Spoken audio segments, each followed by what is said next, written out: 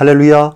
오늘도 살아계신 예수님께서 이 방송을 시청하는 여러분에게 은혜와 사랑을 부어주시기를 간절히 바랍니다.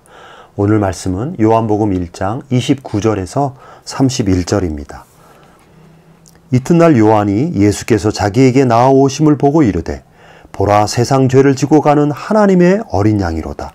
내가 전에 말하기를 내 뒤에 오는 사람이 있는데 나보다 앞선 것은 그가 나보다 먼저 계심이라 한 것이 이 사람을 가리킴이라. 나도 그를 알지 못하였으나 내가 와서 물로 세례를 베푸는 것은 그를 이스라엘에 나타내려 함이라 하니라.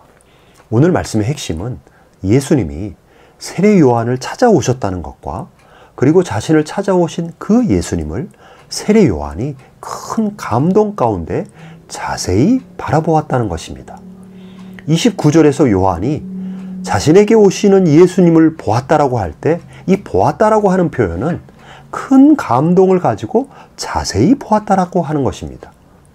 여러분, 왜 세례 요한이 감동의 눈길로 예수님을 자세히 보았습니까?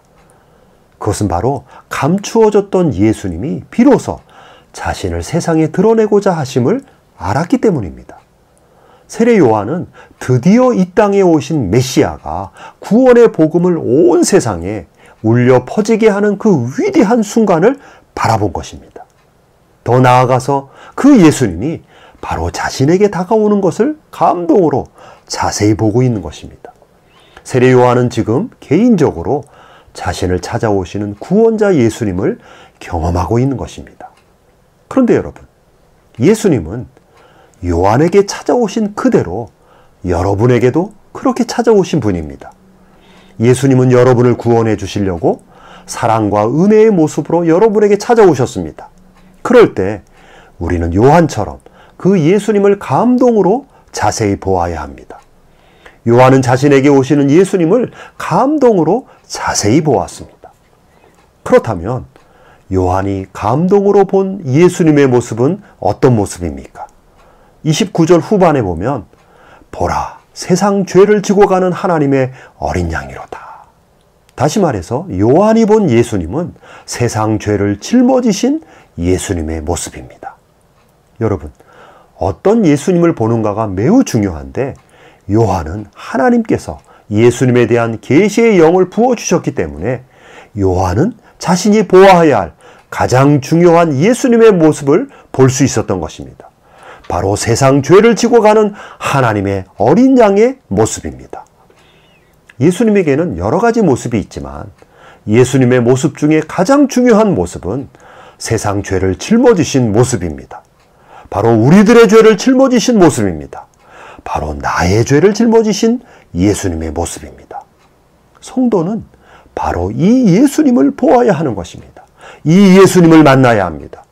내 인생의 모든 죄의 짐을 지고 계시는 예수님을 보는 것이 성도가 보아야 할 예수님의 가장 은혜로운 모습인 것입니다. 성도는 그 예수님을 바라볼 때 진실로 예수님 앞에 엎드려 경배하게 될 수 있는 것이고, 성도는 그 예수님을 바라볼 때 온 마음을 다하여 예수님을 사랑하며 예수님을 섬기게 되는 것입니다. 그렇습니다, 여러분. 예수님은 저와 여러분의 모든 죄악의 짐을 지고 가는 하나님의 어린 양이십니다. 온 인류의 죄악의 짐을 지고 가는 어린 양이십니다. 그리고 예수님이 지신 인간의 죄의 짐은 사실상 이 세상에 존재하는 모든 인생의 짐 중에 가장 크고 가장 무거운 짐입니다.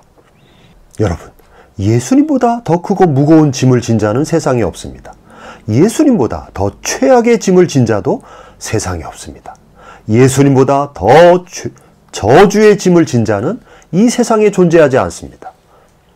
예수님은 그 짐을 안 져도 되는 분입니다. 예수님은 그 짐을 져야 하는 책임이 없는 분입니다. 그러나 예수님은 그 짐을 지셨습니다. 그 짐이 너무 무겁고 수치스러워도 예수님은 그 짐을 끝까지 지셨습니다. 여러분, 왜 그렇습니까? 그것은 바로 이 세상 사람들을 사랑하셨기 때문에, 바로 저와 여러분을 사랑하셨기 때문에, 그 사랑이 누구도 질 수 없었던 인간들의 모든 추악한 죄악의 짐을 예수님께서 홀로 다 지신 것입니다.